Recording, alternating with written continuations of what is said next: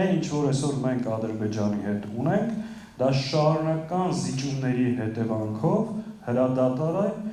նոր զիջումների խոստումով։ Այսինքն վերջին 1 տարին հաճախ ասում են Ադրբեջանը չի կրակել Հայաստանի վրա,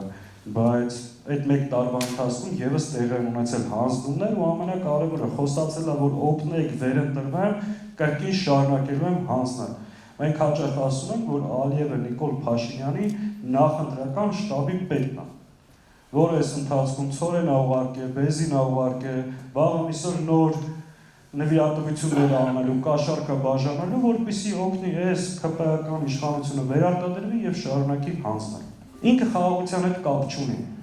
Իր կառավարման 7.5 տարիների ընթացքում 5 շարունակական հանձնումներ ա։ Վերցրեք, տեսեք։ Եվ երկրորդ խնդիրը, որ փորձել են մեր ժողովրդին վախեցնել եւ վախեցնում են, ասում են, եթե Հայաստանում տեղ ունենա իշխանափոխություն, կլինի պատերազմ, որովհետեւ Ալիևը կասի ռևանշիստներն եկան իշխանության, մենք արդեն ասել ենք խաղաղություն, իսկ այդ փոփոխությունը բերելու է պատերազմ։ Ստեղ պետք է հասկանանք այս տրամաբանության մեջ, քանի Ալիևը կա, Նիկոլը պետք է լինի Հայաստանի վարչապետ ու շարունակի հանձնել։